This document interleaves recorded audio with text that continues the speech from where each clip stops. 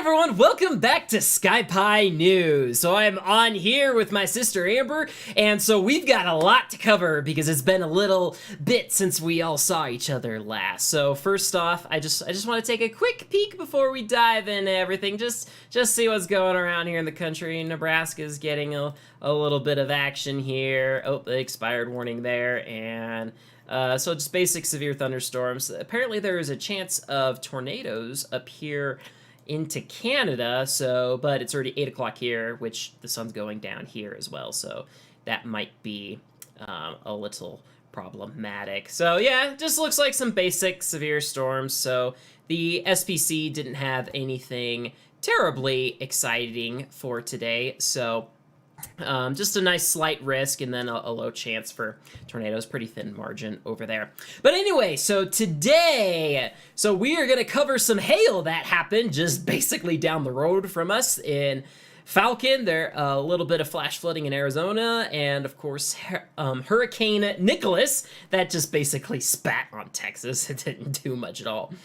And so we'll also be covering Hurricane Ida and all the havoc that it wreaked all the way down from the tropics all the way up into the New England area. And then, so this is pretty old news at this point, but the flooding that just clobbered Waverly, Tennessee, that was totally unrelated to Ida, by the way. So, and Amber, you've got some stuff that you want to talk about later. What? Give us a teaser about that. Personal experience with Colorado flooding, and we just hit the anniversary. It actually was 2013, so I have real pictures to show from real pictures. Our big Colorado. It was probably 100-year flood that we'll talk about. Awesome. If you can send those to me, because your laptop's having a little trouble keeping up over there, and then I'll put them on the screen. Yep. But of course, we'll get to that. They're in our doc for you. I even labeled them. So how nice! You're welcome. Sometimes I can be prepared. By the way, Bumblebee asks, "Have you ever been in a tornado? They don't get tornadoes where they are." I've almost been in a tornado, and I'm not really proud of that. That happened last spring. So, have you ever experienced a tornado? I guess that's slightly different than been in one. Oh, well, I mean, I've been like right up next to them, so I've had that as an experience. So, yeah, there's that. Thankfully, not anywhere close to our house. So, nope, not allowed. Yep. All right. Well, let's talk about the our first little flooding incident. So Eric Kelly of Colorado Storm Chasers caught this great drone shot of what it just looks like a nice December day, doesn't it? And it's just so the whole landscape just completely got covered from it. And so I wasn't out there. I was busy editing a video for work, and even though that this is only like what, a 15-minute drive away, and so but we're definitely not unfamiliar with these kinds of landscapes. What was the last time you can remember this happening here in Colorado, Amber? Allable hail was the same year, 2013, as this historic flood we're about to talk about. And yeah, it took me 3.5 hours to drive 2 miles to my work after the hail hit. It was probably 4 to 6 inches deep of little tiny hail, but they had to bring the snowplows out, and the snowplows weren't ready to come out in the middle of May at the time. So yeah, the snowplows around here have to work almost year-round for some things. Like, we didn't even know the term plowable hail. Plowable hail. Until moved to Colorado. That's like a Colorado term. Yeah. So people's yards over there in Falcon, Colorado were nice and turned white. This was, I believe, September 14th, so 2 days ago. And so, yeah, that's always fun when that looks like it. Although, this photo here that Eric Kelly got, I'm pretty sure there's a nice airport, like, right there. So, I'm not sure if... You shouldn't point out such things. Why not? I mean, surely I wouldn't fly anywhere near airports. Who does that? I wouldn't. No, there's an airport over there unless you pointed it out. But Well, I'm very familiar with that airport because I've tried to do drone test flights out there to see how far my drone can go. You know, for example, like in getting it into a tornado, and I'm very familiar with that one because DJI is always telling me about it. well, it that particular area of Colorado, we've seen a couple nice wall clouds go right over that area too. So I can see why you want to fly your drone there. Now you've said you can't, so I will hold you accountable to that. Good old Colorado. Thankfully, this did not hit my house because my friends who live in this neighborhood said their gardens are destroyed, and I have a full producing garden in the backyard, corn, tomatoes, beans, and theirs is totally shredded from this hailstorm, so they can keep it for a while. Yeah, all the lots of water and stuff came down there. But speaking of water, how about we dive right into Hurricane Nicholas too. First things first. So yeah, I've got the. Been a while. It's been. Oh goodness, hello there. Okay, let's just get that off the screen for a little bit. And What are you showing us? just the thumbnail capture here. And let me pull it up into Premiere. So this was Hurricane Nicholas here. So it just got kind of this boiling mess over here, and so it was a cute little hurricane. It had a little swirl to it. It almost tried to form an eye. It tried. I mean, it did get hurricane status. I've got an article there. If you'd like to read it. Category this is from 1, the TexasTribune.org. Most of you probably didn't know it was even a Category 1. It was hardly talked about, I feel like, unless you live in the Texas area. Sorry, Texans. I know Houston. They said in Houston they got more wind than they got rain, but they called it a weakening tropical storm Nicholas slowly chugged towards Louisiana. I'm down a little far. Sorry about that.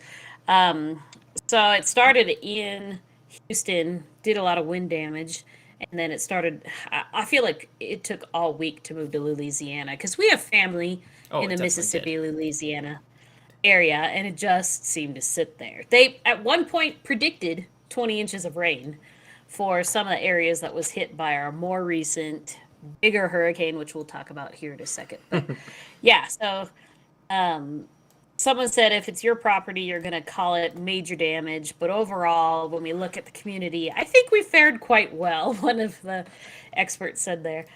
Nicholas did make landfall as a Category 1. The National Weather Service initially reported Tuesday morning that a Galveston weather station recorded more than a foot of rain. See, I told you they got a lot of rain. In Colorado, our average rainfall hang on, keep reading. 13 inches. We get that much rain in 1 year. Keep reading. Let's see. I gotta find my spot again. The coastal areas of Texas around Galveston saw 6 to 9 inches of rain. That's still super impressive. Houston, including Harris County, saw 3 to 6 inches. Damage in Galveston was largely limited to debris, flooding in parts of the town that normally flood. Yeah, for the record, I'm never buying a house on Galveston. They just get washed away. What if it's like your third or fourth house? Would you do it then? Say you could afford a third or fourth house. Could you afford the insurance for a house that gets swept away? The houses just got swept away like 10 years ago. The same year as Katrina, if any of you remember what. I think it was Ivan.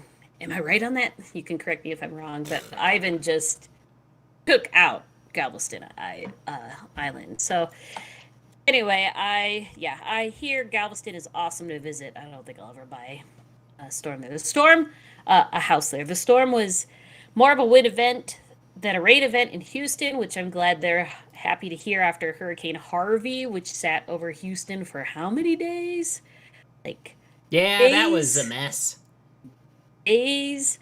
So I think they were relieved that they didn't get the rain. They thought Nicholas has weakened significantly since it made landfall overnight. The storm's maximum sustained winds fell to 45 miles per hour, which, by the way, again, I always talk about Colorado.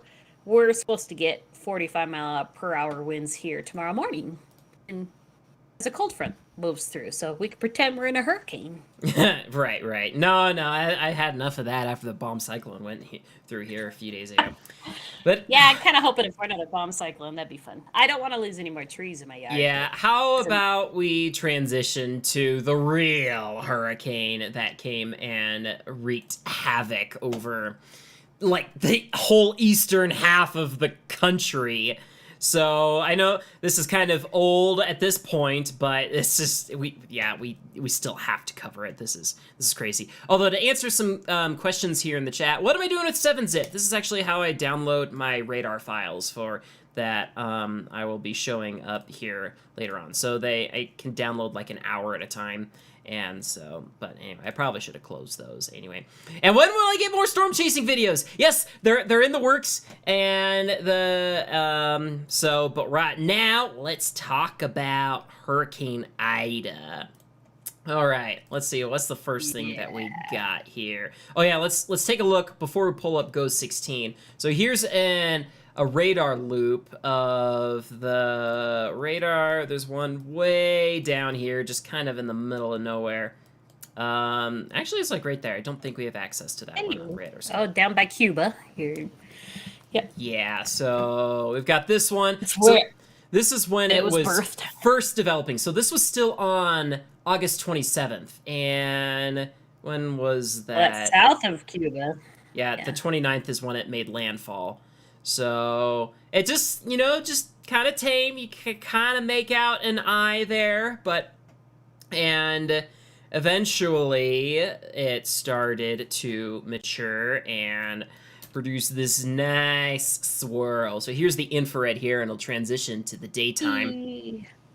And so it's just hanging out there. Here's Florida up here. And so I love the mesoscale floaters that you can look at from Ghost 16 because you just get so many frames. And it always looks so nice whenever it's at sunrise because you can really see the shadows of the cumulus clouds as it towers up. So it just hangs out there. It was really amazing that they had this forecasted out for like a week. Yeah, like a week. The models were already showing that it was going to hit Louisiana. So the forecasts really nailed it this time around. Finally, so this was on Saturday. It starts to develop an eye. Louisiana's up here. And so eventually the satellite jerks. Yep. And as it moves to this side, it just kind of hangs out there. I think we're going to have to fast forward this. It just hangs out there for so long, but you can see the eye. It's always easier to see the eye on infrared satellite, but once the sunlight, ooh, wait, I gotta look at this. Ooh, we got some long shadows there. I don't know why I have to say we, but it's fun to watch. But they're very prominent eye there as it's coming ashore in Louisiana. So and that thing's huge. That has to be like 30 miles across or something. Yeah, 30 miles. And so the hurricane hunters here got some great footage going into the hurricane. So continuously watched. They look like they're hanging on for dear life. They look like they're holding onto their seats and they're like, brace for it. Yeah, it's got to be pretty turbulent, like the straight line winds, outside the eye wall are probably not that bad to fly through because, the plane will fly sideways. What does it matter if it's still causing lift? But the winds can get pretty turbulent there in the eye wall. And then here they emerge into it. And, just look at that. That's just so awesome. I would love to be on one of those planes. I don't really care to go intercept a hurricane from the ground, but if I could be on a plane, that would be awesome. It's just... if you could drop me in the eye from outer space, I think I would be okay with that. But the fact that... skydiving through it. Oh, that would be awesome. Then what? You're stuck in the ocean. For a category in this case, almost a 5 it made a category for landfall, so... But anyway, so here it comes and just starts going right on to Louisiana. So I think this was about noon, at least mountain time. So that was probably I missed 1 or 2 it. I p.m. missed watching it.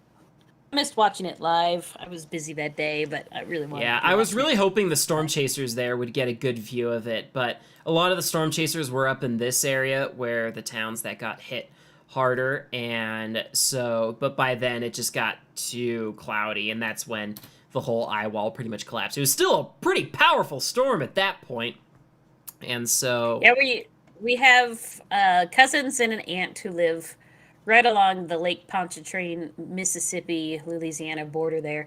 And they said that our aunt said it was a pretty wild night. She lives in a house by herself. She said she had power till like Where 11 does she p.m. live? She lives in Picayune, Mississippi. But I told you on the map, it's like right on the border between Right up here. like Pontchartrain there. Yeah, and yeah, Picayune. Who's you have to figure out how to spell Picayune here. I gotta look it up. But she said she had power till 11, and she had power restored again by noon the next day. So one of the hardest parts about Louisiana, Mississippi losing power is that it's so hot after a storm like this Oh, goes through and goodness. they lose all their air conditioning. Julian mentioned, yeah, Ida almost reached a category 5. They said they said it was like, I don't know, 5-10 miles per hour under a 5. Yeah, it's pretty Was close. comparable to Hurricane Laura last year, which they did state was a 5 when it came on to the Florida Peninsula there. But And this thing just kept dropping tornado warning after tornado warning as it came ashore. Like, our family, we like to vacation in Dauphin Island a lot right there, so they got some warnings around there. Was constant tornado warnings. That was another thing our aunt said.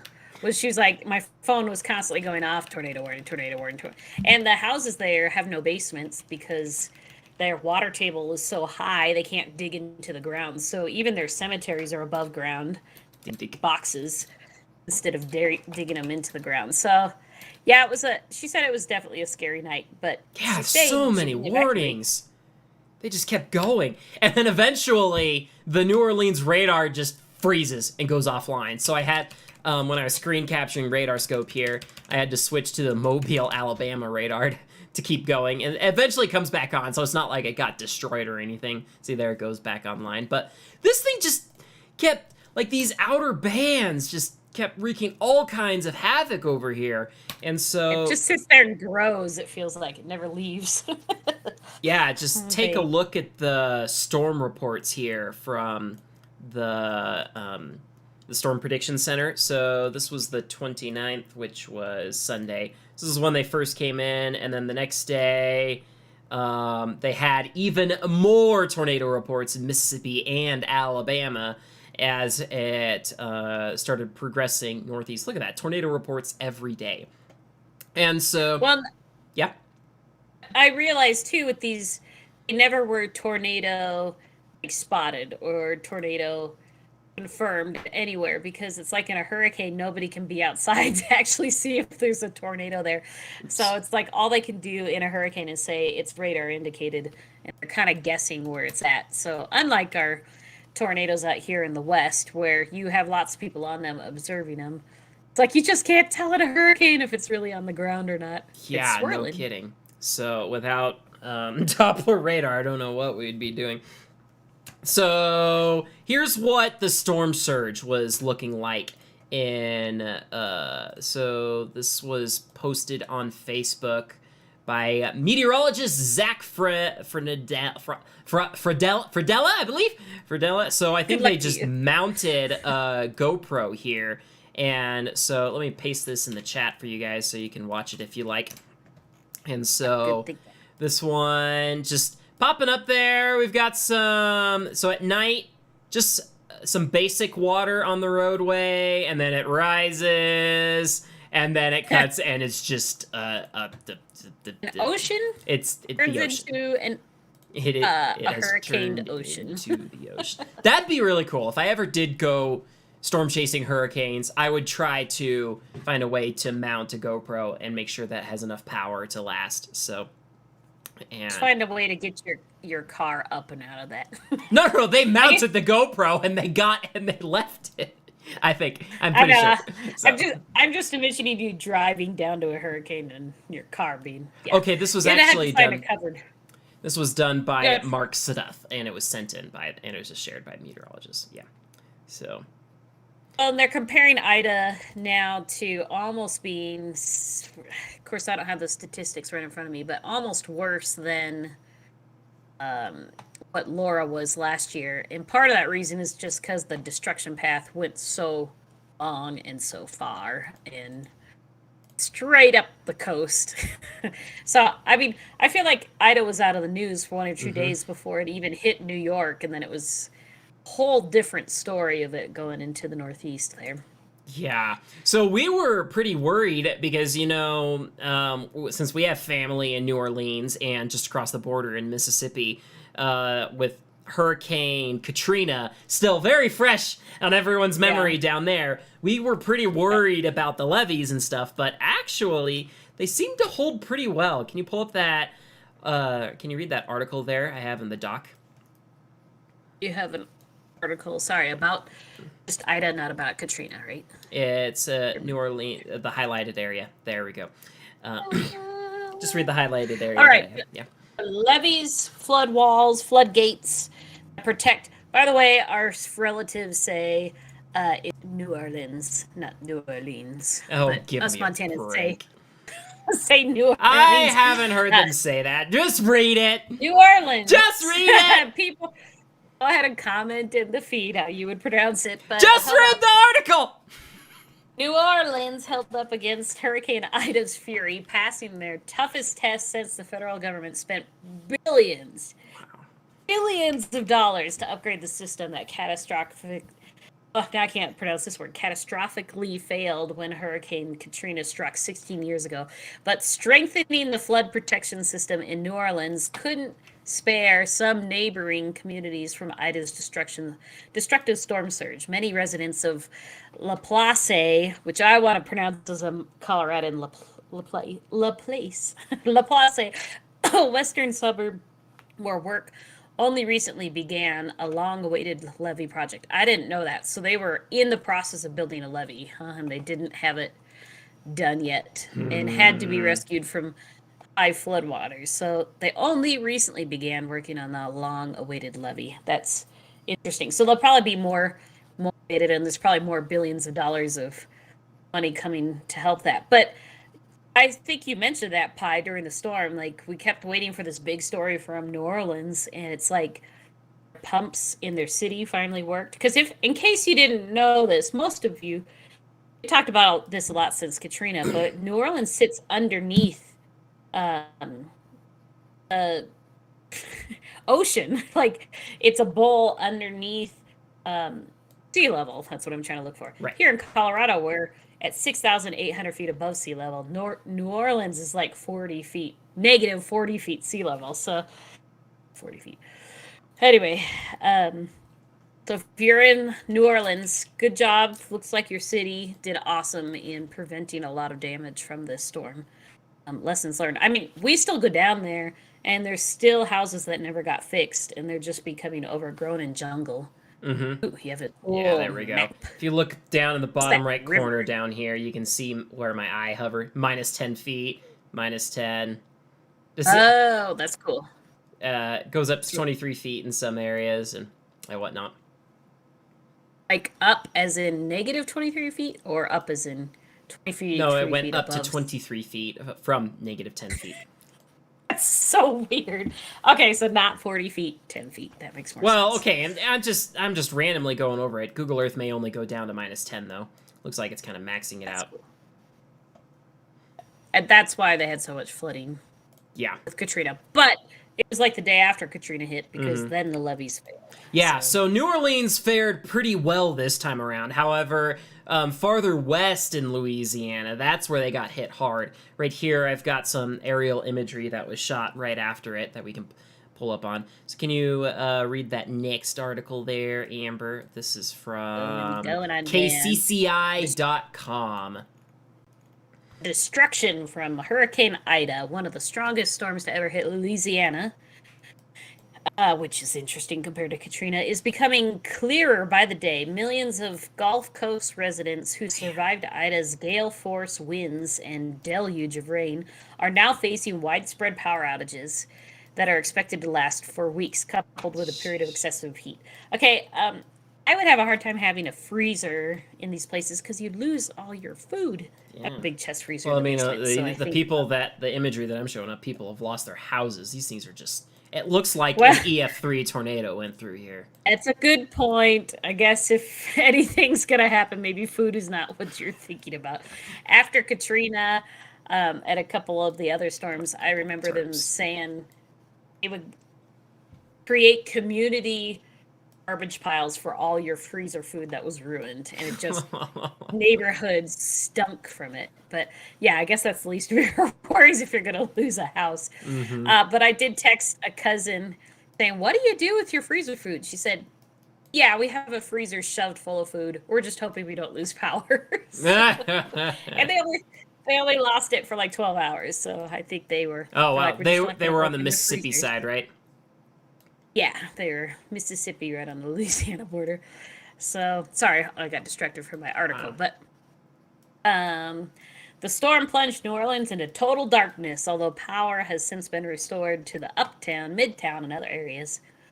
And I'm not sure how old this article is. I assume they're still working on some power outages. Oh, yeah. But at least 2 people were killed after 7 vehicles went into a 50-foot long by 20 feet deep hole created by the washout. Is that the levee in La Place that broke, maybe? Thousands of customers were left without power. Although power has been restored. Yeah, it's first I've heard 2 people were killed after 7 vehicles went into a 50-foot by 20 feet deep hole created by the washout. Wow. Guess what though? Look, Google Earth to see if, I guess that's a small hole to see that. Anyway, unless it went into like a sewer or just some kind of drainage area. My goodness, that's awful. Or it's a levee that right where the levee broke, maybe, and then it dug down into the ground. Who knows? Yeah, So this is Google Earth. No, this is on NOAA.gov. This is a survey that I found that had links to aerial imagery. So they are able to get close-up shots of. Oh well, yeah, these are from aircraft. Wow. And it's just look at this boat just totally blocking the canal. Oops. Yeah. There's a reason I love the beach, but I don't think I could ever buy a house on not the living beach. there. My goodness, yeah, this whole island is all in the, what do you call this area of New Orleans? The wetlands? The bayou. Yeah, they just got absolutely clobbered. There's definitely no way any storm chasers were going to be waiting it down there. Everyone was up here like in Lockport and watching the damage, and so this one, there is still damage, but it's not nearly as bad as when it went on the shore. So... And like Laura last year, like totally destroyed. It was more rural, so we didn't hear about Laura much. But it took 6 months to replace the radar from Hurricane Laura. Yeah, that was terrible. It's just like using the radar, and I'm like, oh, the radar's offline. Oh, it's still offline. That radar hasn't been online in quite a while. So I showed me this picture. It's normally a ball, and it's just a couple wires left sticking out the balls. Yeah, but anyway. All right, so we got to move on here. So this whole thing, this thing kept going north, and it just kept wreaking so much havoc here. So you can just get a taste for just how far it just keeps going as it just keeps sucking moisture off the Gulf Coast. And so that eventually made its way up into the New England area. And so at that point, the hurricane just basically becomes a low pressure system of its own, the same ones that are always moving east to west across the country. And so this caused tons of tornado warnings and flood warnings up here. And so if we look at the storm reports from this day, this is what it looks like here.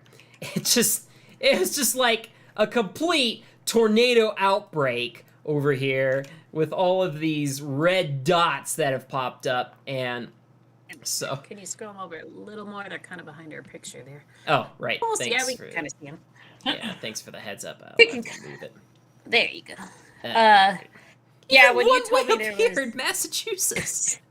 What told me the? there was a massive tornado. I was like, you're not still talking about the remnants of Ida, are you? And you're like, look at this video. Yeah, So- because this was 2 days later. So if we take a look at some of this, we can see some of the flood warning. Okay, yeah, here we go. Let me turn off the roads so that way we can see this a little bit better. But there we go. See all of this, all these green rectangles. This is like half the state of Pennsylvania, yeah. Eastern geography. And it's just like covered in a flood warning right there. So I guess I should start quizzing you on your states. So. Capitals and states. But there's yeah, this just is later. massive rain. Yeah, this is later on. Just seeing all of this water, because it's really interesting because you can't even tell that there ever was a hurricane because the rain normally stops at night or calms down a bit. But so anyway, so all of this caused quite a bit of flooding. So here we've got this page showing just a deluge of water falling on the subway. And so let me play it. how do those...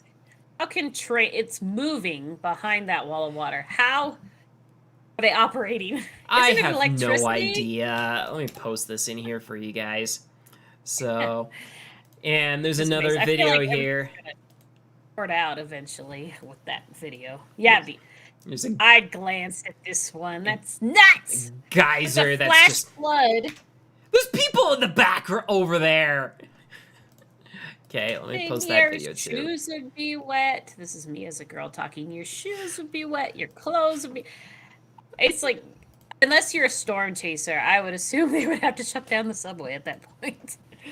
'Cause And it's this video here is the most shocking of just them all. incredible. Just this And- guy chilling out here. It's just like, oh man, how am I gonna clean up all of this flood water?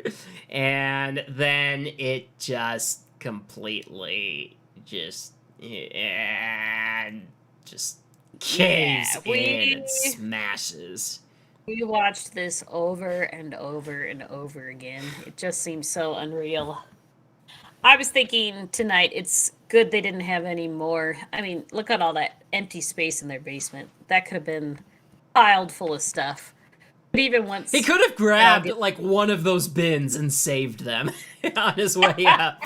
But He didn't think anything was gonna happen.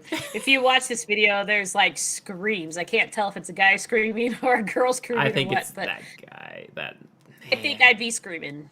After I screamed this summer over a lightning strike near my house, I think I'd be worried my house would collapse at that point. So All probably right. the most impressive video we've seen most of this year. All is right, that. pull up the let's see, is this the how flooding? Yeah, pull up, Homes were utterly destroyed. yeah. So this Some is were tornado badly damage right damaged. While Yeah. others barely were touched by the tornado that hit Mulliken Hill, New Jersey. Is that what there. pictures you're showing? Yeah, I think Here so. in But Washington. pull up read the highlighted part I have there, just to show all the flooding That's here. about where I was. Mhm. The moisture of Ida continues to move across the area, which we've talked about. Extremely heavy rainfall Tuesday night led to flash flooding in Montgomery. The flooding conditions affected much of Frederick County. So yeah, but you're talking about the tornado, which is right below No, that. no, well, not the tornado Right? yet. Still on flooding. Oh, I saw ripped off roofs. So, yeah. So according to Governor Larry Hogan, much of the substantial damage to one of the counties captured a photo below. But that's all it pretty much says here. So. Mm-hmm. Yeah, so the flooding wasn't the only thing. But first off, so I had this video sent in from my buddy James Lidner. So this was the day after the floods recited, but it is still just there's abandoned cars that are still clogging the roads. Just, you know, because they were all flooded. People couldn't drive out of that. So, and that's just the thing. You can drive up to one of these underpasses, overpasses, and you see everyone going through it, but if the water's rising, someone's going to lose their wheels off the ground, and they'll be the first ones. So, yeah, if you see a bunch of people driving through floodwaters, they might be making it, but if they're rising, someone's gonna be first to be stuck. And Caden was talking about the video of the basement flooding with the wall coming through, and he's like, flex tape didn't work. That made me laugh. I don't think it would help in that situation. Anyway, yeah, well, with the blizzard here in Colorado, this same thing happens where people are told they have to leave their cars. They can't sit in their cars in a blizzard here. They won't let them. Then the cars are towed. They have to go pay $300-400 to get their car out of the impound. And the reason for it is because those cars are now blocking the road, and the city is just, they have to open the road as soon as possible. They don't want you to have to wait to get plowed out or for the water to go down. They just want to start towing left and right. So I don't go out in blizzards, because I don't want to pay $400 to get my car out of the impound. Hey, what's wrong with going out in blizzards? All of you out there. That's why you don't go out in weather. Now, all right. I will go out left and right. So just to see what it's like. Let's move on to probably the biggest tornado from this whole thing, the Mulliken Hill tornado. So yeah, the one I started reading about already. Whoops, I read about it a little earlier. Yeah, so this guy, the Mark here, he was just filming. Just he knows there's a tornado coming, and he's filming it. And this video is nuts here. I won't play the whole thing because I want you guys to go and watch this. So, can you go ahead and pull it up on your end, Amber, the video, and just comment on what you're watching here? So, and I'll scrub through it. And because this one, you can hear the roar coming towards it and everything. It's a freaky video. So. Remember, oh, wait, I'm pulling up the damage survey instead. The tornado's confirmed. Pull up the Facebook video. You showed this to me on the TV. It's freaky looking. So, I'm almost there. I promise I can handle my tabs. And so he skip to a minute in, and just tell us what you're seeing. You all should do this too. Yeah, this link is. Yeah, so he's inside the house at a minute in. Yeah, so he goes inside. Now he's kind of cracking the door open, saying it's coming. It's coming. At the wind sounds like wind, but it kind of changes a tone. There's like a low roar. He's starting to yell at his dog, like, come on, when you did. I'll play this part. Yep, and he just goes down in there. And then he goes back up and checks. And he keeps yelling at the dog, come on, go downstairs. It's impressive. Yeah, this thing is nuts because, like, he captures everything. Like, most people would normally stop recording, they'll call a loved one, and so, but kudos to this guy. Like, if you're ever in a situation, pull out your camera and record it. If you get 1 million views on this, okay, maybe not on Facebook, but, you're gonna get paid for this somehow, and that will help take a chunk out of the damages, the cost of the damages. Make sure you're safe Look at this. But so here's the tornado. Like the reveal in this video is just so freaky. Like it's a perfect before and after. Like I can't believe he got it before and after, and this house is just wrecked here. So I pulled up this location on Google Earth. I downloaded the damage surveys. And so this tornado nearly hit downtown Philadelphia. And so over here, I was able to find the spot. And so here's his house where he's looking at. And so his house got EF3 damage here. So his exterior walls collapsed on him. And so the house from across the street, and again, exterior walls collapsed, but they only gave this an EF2. So a little bit farther up the street, though, they've got some photos here. And so the orange line shows the path of the tornado. yeah, so or is that the width? This is the center line. This is the width. Wow. Yeah, here's some of the photos. And before, when he goes in the basement, you really can't tell which direction it's coming from. You just kind of hear it snapping. Yeah, this house just got leveled. Ugh. So, yeah, that was not nice. I told you to always run a video camera, which we do. Just make sure you're safe. The other channel will be like, don't. Yeah, if you don't have to dial 911, just pull out your camera and record. So, I mean, what's the harm? That's a good rule. That's a very good rule. If you needed to dial 911, turn off the silly camera and dial 911. Yeah. Okay, can you pull up the article there from the WPVI News Network down there? And WPVI. Yeah, so some homes are utterly destroyed. This is why I started reading a few minutes ago.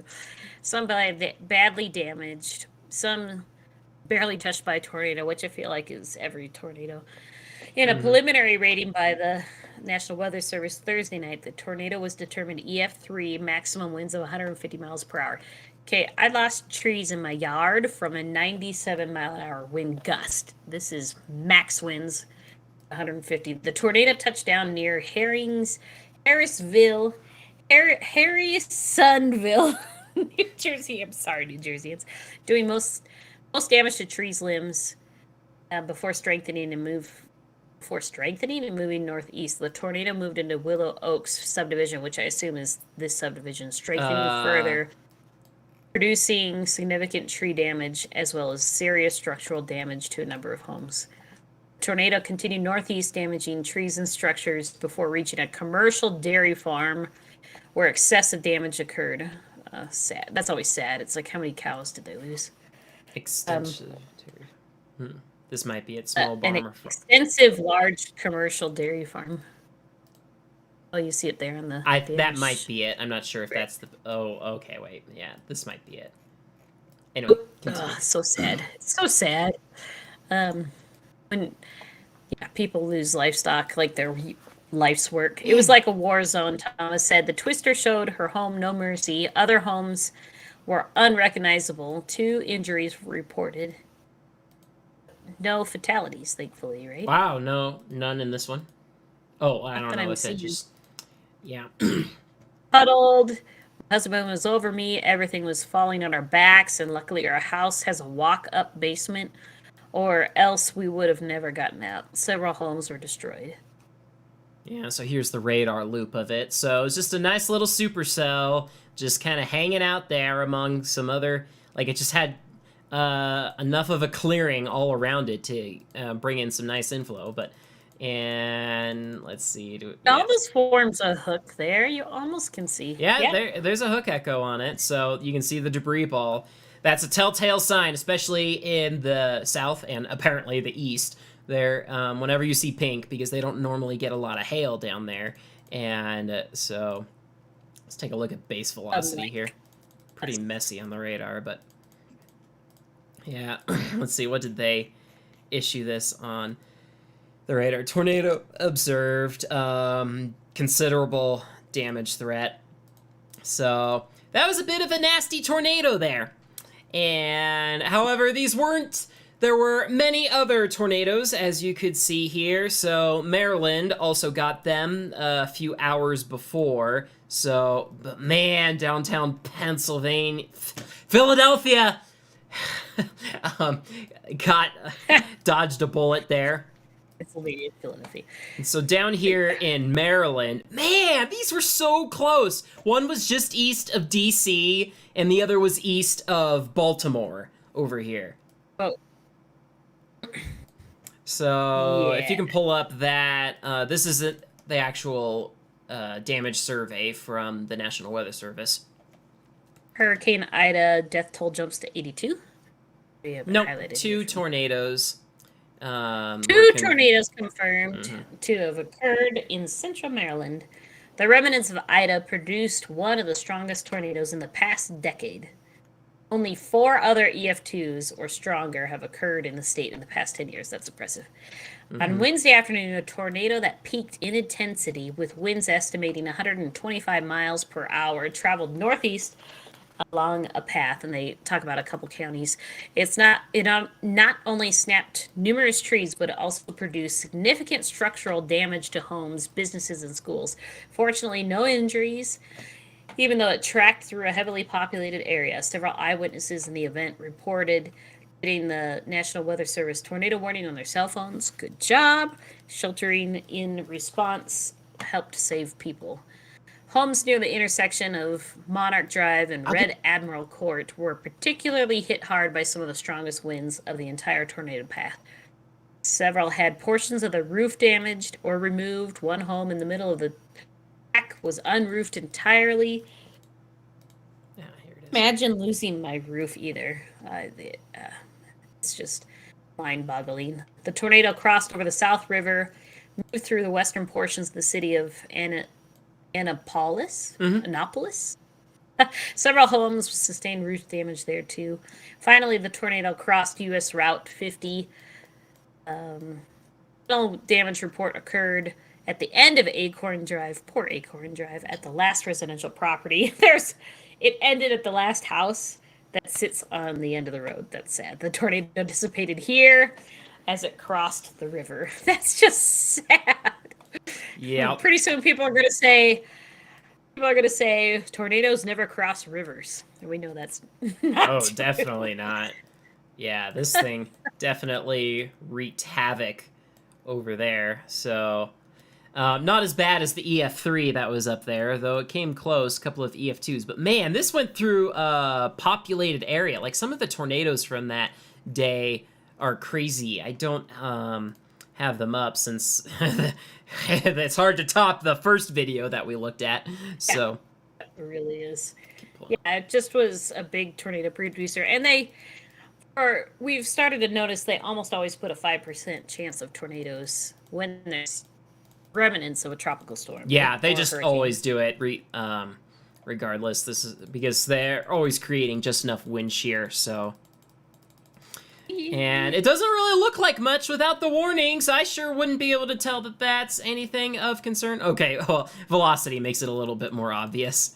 So, let's... You have a camera integrated webcam preview camera up on your entire screen, by the way. Or maybe that's me. Sorry, that's me. Whoops! Continue. Whoops! Hurricane Ida. Whoopsie. It was a big storm. That was me, not you. Let me turn off your screen then.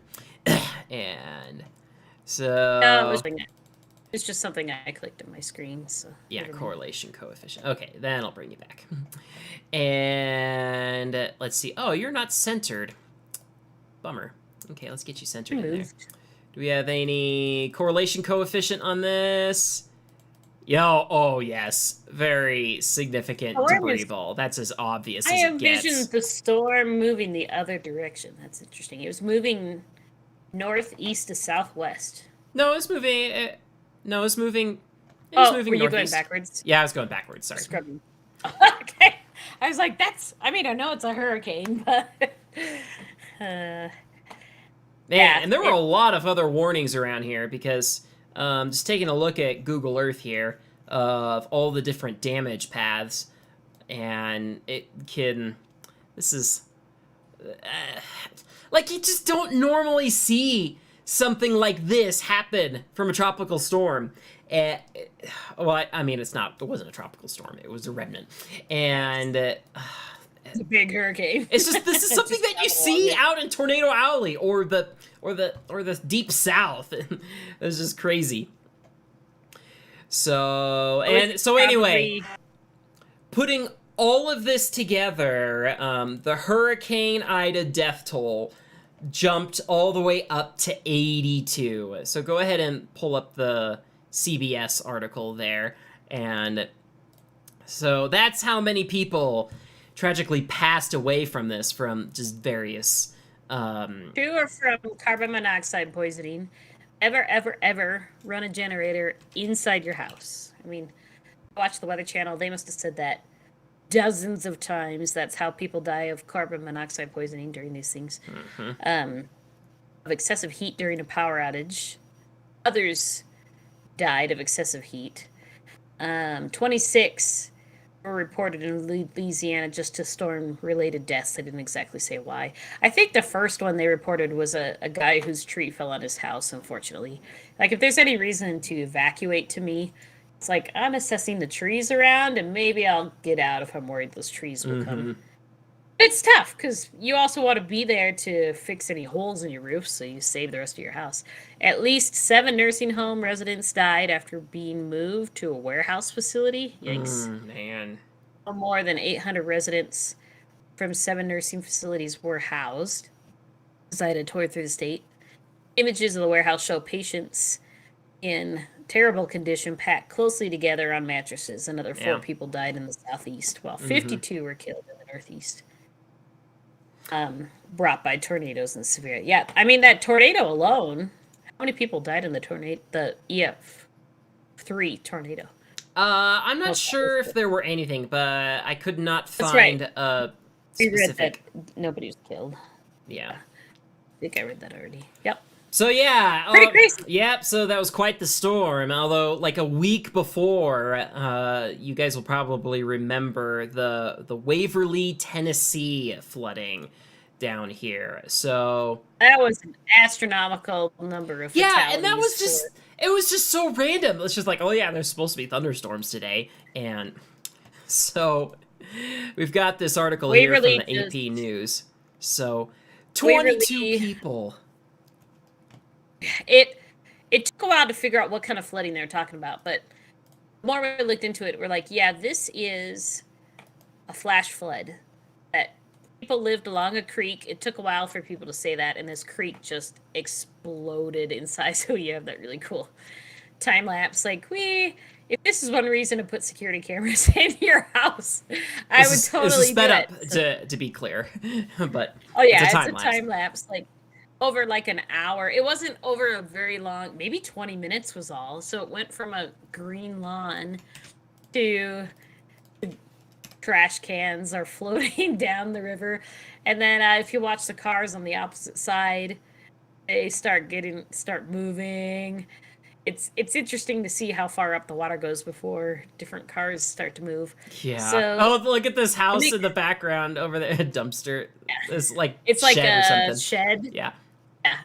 Shed starts to float, and pretty soon it's like the water keeps coming. So the stories I read about this, I read a story of a 90-year-old guy who was in a mobile home on like cinder blocks, and he is watching this flood just like this, and it comes up his legs, his middle. He has a dog in the house. He gets the dog on the counter.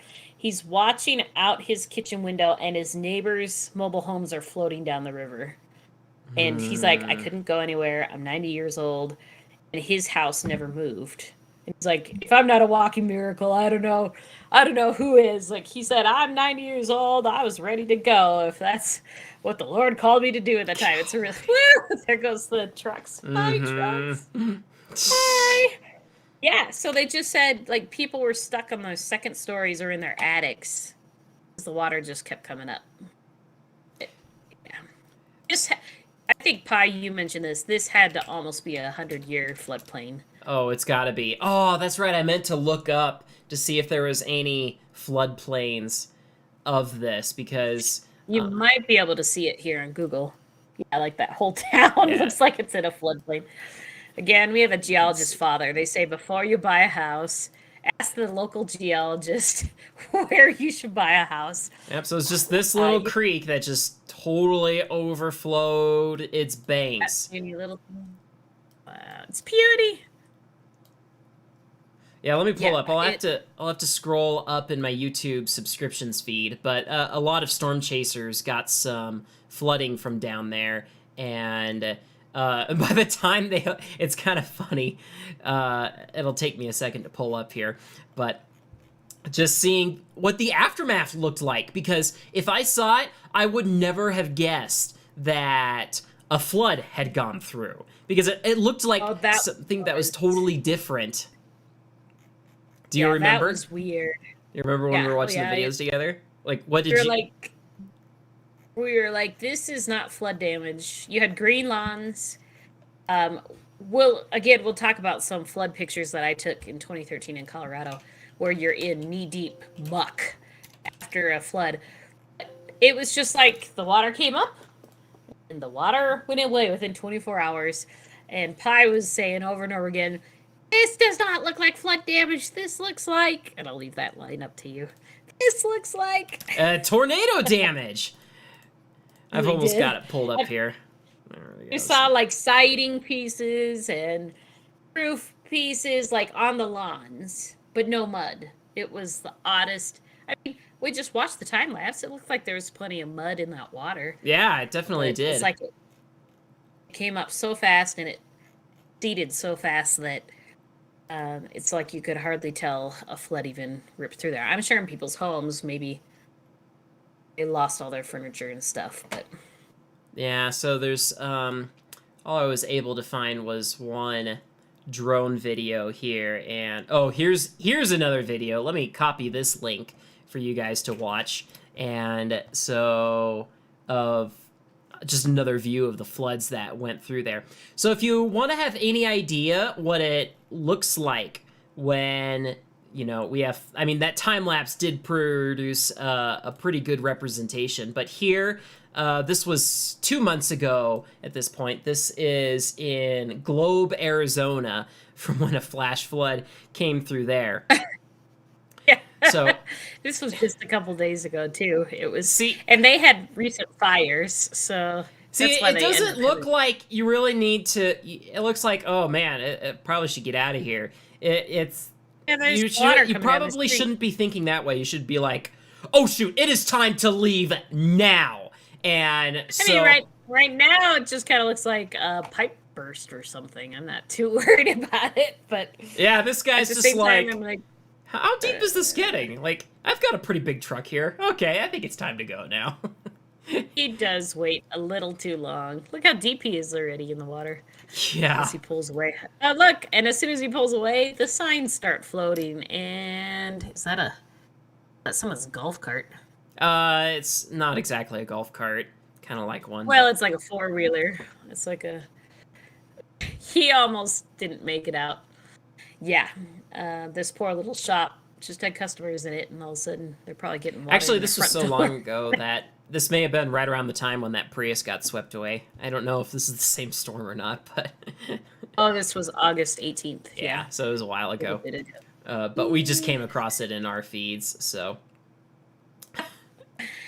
Well, should I jump ahead and talk about the Colorado Let's- anniversary flood? let's do it. What's so Hi, special son. about what kind of floods have we had here? Son. Yeah, this was a great report that our local Northern Colorado National Weather Service pulled up. So I remember this storm super well. I actually got laid off from my job this exact same week, and it just Yeah. rained and it rained and it rained the whole week. And my coworker, there was 40 of us who were laid off. One coworker was like, I feel like everybody's just crying this week. It's just raining. We had this system stall over us. And at the time, I wasn't quite into the weather like I am today. So I've often been like, I want to go back and figure out what happened. So this was considered almost a 100-year or a 500-year flood. But the way they describe it is copious amounts of tropical moisture, which we get every summer in Colorado. It comes up from either Mexico or the Gulf of Mexico. We can get some remnants of these tropical storms. Tropical moisture flowed northward from eastern Colorado, so it had to be coming in from the east. Oh, Eastern. Never mind. Then And- this has got to be different then.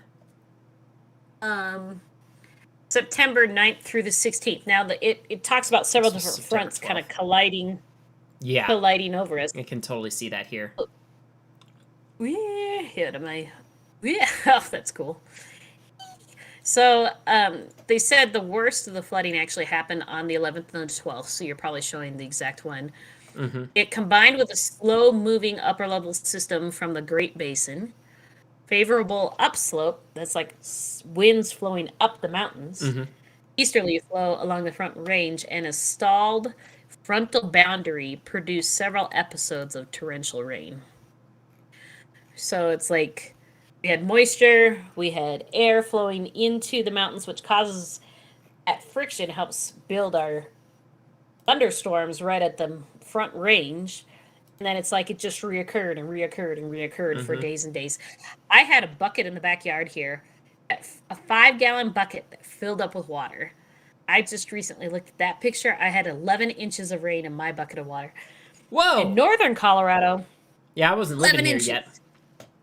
11 inches. Northern Colorado, on this map you're showing, that deep red color, they got 19 to 20 inches of rain. What the? In that week. It's unbelievable. And what happens in the mountains, there were no burn scars this time. It just was sheer crazy amount of water.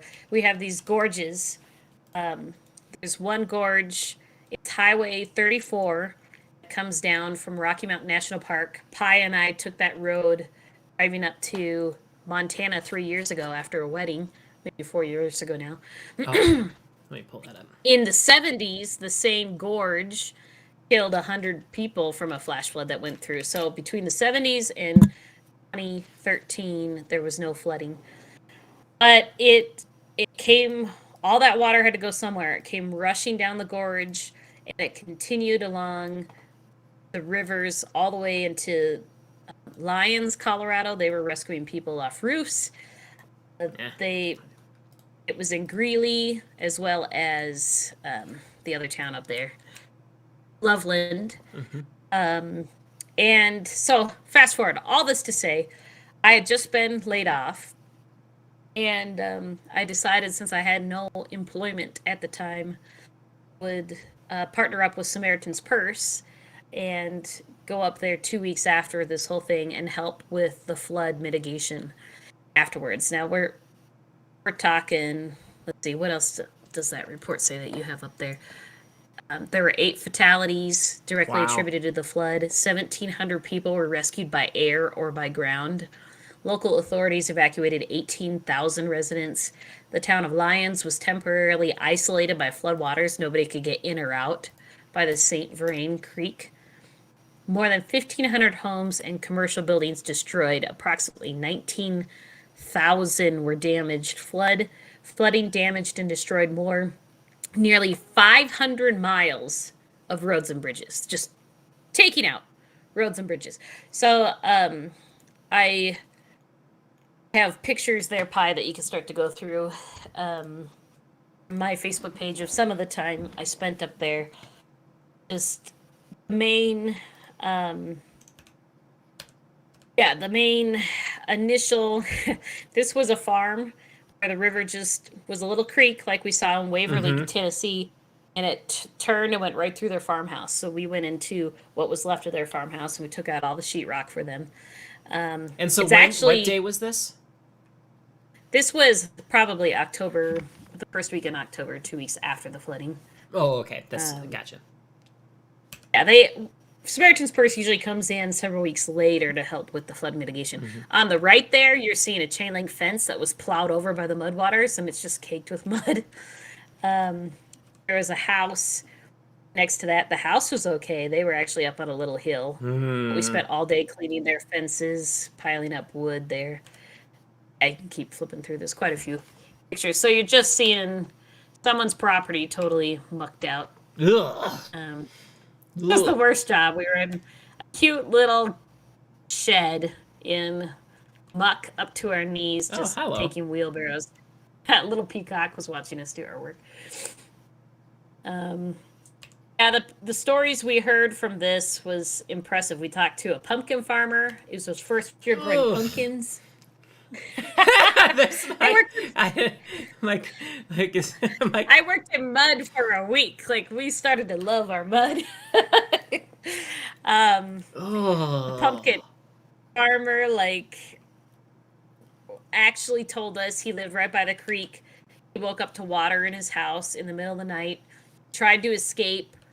First, he panicked, and he's like, I need to get to my truck outside.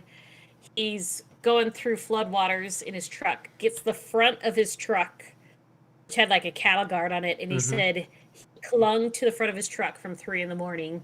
until midday the next day when he was rescued. He could never get in the truck. What the blood was so huge. So yeah, I could get through some of these. At the very end of these pictures, it shows a couple mobile homes that are piled on top of each other. So that's where we slept for a week after you're so sore. This is the farmer I was talking about. We mucked out his cellar. Did you only do one house when you were there? Oh. No, we probably handled 5 or 6 homes, a different house each day. I wonder, is it easier to get it out when it's still muddy and moist? I mean, I can imagine it would take months to dry out. Samaritan's Purse is cool. They come in, take out the sheetrock that's affected, and then they spray down all of the not rafters, the trusses, and they kills the mold. Here's the pumpkin farmer. His pumpkins washed into the corn and plowed over all that corn and just sat in a big pile. He lost his whole harvest. And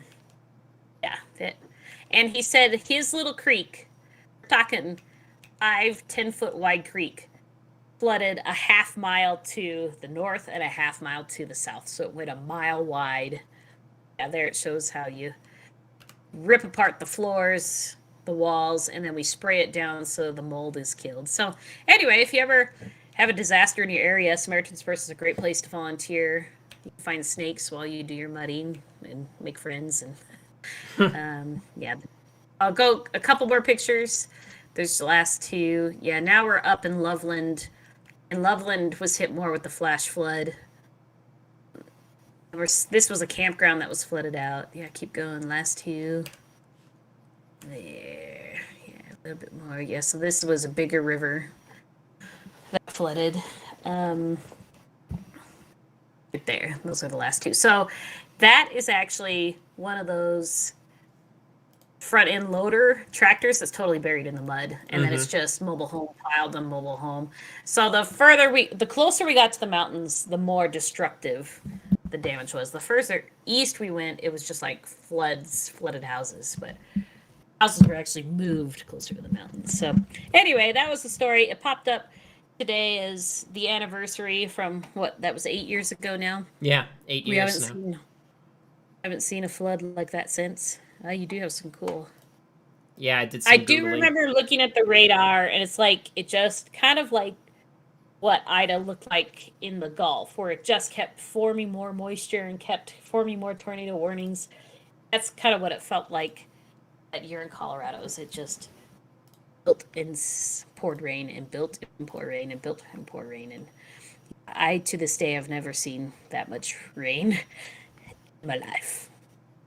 Oh, and it makes me thankful I live on a hill. Yep, that's really handy. Just father who told me. Now I feel bad for the neighbors that live down the hill and they get all my rain. This is Denver here. Denver, Wyoming is up here. So north of Denver got hit the hardest from this storm. 2013 was the year after one of our fires, and we somehow didn't have terrible flood damage on Ute Valley that year. I kept thinking, like, I'm expecting... there is some moisture coming from the southeast. Manitou Springs to flood, but we just didn't get as much rain. Alrighty. Yeah, so, well, we gotta wrap this up here pretty soon. We do. All right, well, let's see. Let's just cover a few more topics. There's one last thing is you guys probably heard about the Spacex Flight, and so it produced some beautiful, quite the show off of Florida down there. Something Pi wants to see sometime in his I would love to. Like, I would always love to see a rocket launch, but right after sunset or before sunrise would be my favorite time to go see this, because it's just... They timed it perfectly, because it's the first time that they launched tourists into space, and so they, of course, picked the most glamorous time to launch it, and that's right when the rocket goes up, right out of the night sky and into the sunlight. It goes high enough that it catches the sunlight from up there. And so that would be so cool. So the trail here is pretty dark, but then here it hits the golden, sunset hour. Then it gets high enough that it hits pure daylight. That would be so cool to see. And It anyway, is spectacular looking. yeah, And you can see how people would think those are UFOs. But if you live in Florida, I'm assuming you know what that is. yeah, Like you see it enough. It's happened quite a few times. During one of the time lapses, it almost looked like you could start to see the Milky Way, but maybe that was just lens flare looking weird. I wondered if you needed an A7S III or something to get this kind of shot, or if that's really what it looks like to the naked eye. But yeah, like you could see a couple stars. Oh no, yeah, it would absolutely look like that to the naked eye. This is brighter than what you would be able to see. This is it. That's what it would look like to the naked eye. Okay. Oh yeah, it's very obvious. There was one video in California where some guy caught it on his dash cam, and it was so mesmerizing that the people in front of him actually rear-ended the car in front of them, because it was just like, what is that? And then smash. Yeah, spectacular. Hey, we're going to Disney World soon. I'm telling Pi we could take a day or two, see if SpaceX is going to launch anything, but I don't know. It's a costly One trip, can hope. So. One can hope. One can hope. 2 Yes. weekends. Mm-hmm. Well, someday Pi wants to go up there for retirement when he's rich. So if any of you Space cruise would be awesome. Any of you want to pledge money to Pi to go on a space cruise when he's 90? You can add $10 in the feed below. So, yeah, it's the dream, right? That is totally the dream. So I want to leave you guys with one final video. I always like to feature a video that you guys can go check out. This one is a time-lapse of observatories. And let's see, was it by Time Storm Films? I did not get it. Yeah, this was cool, too. This was, here we go.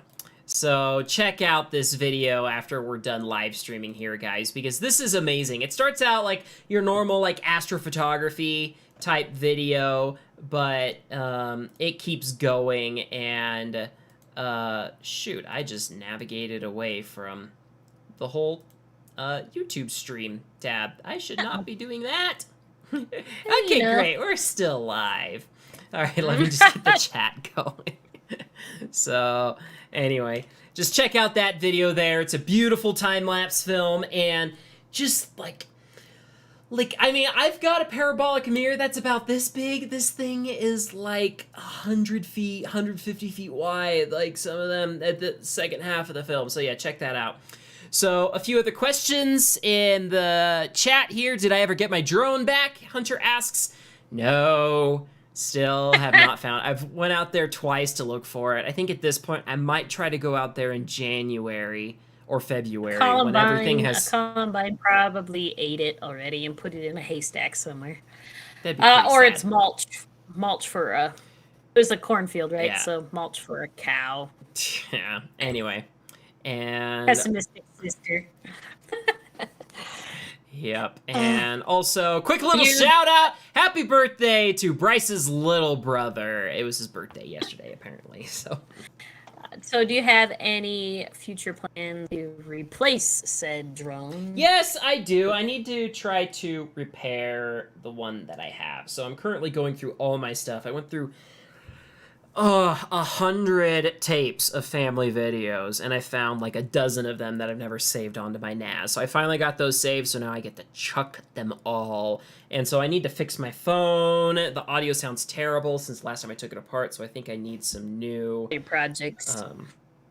Yeah. That would be... Yes. My brother wants me to come and watch the Harry Potter finale. We have yet to watch the last movie we're going to tonight.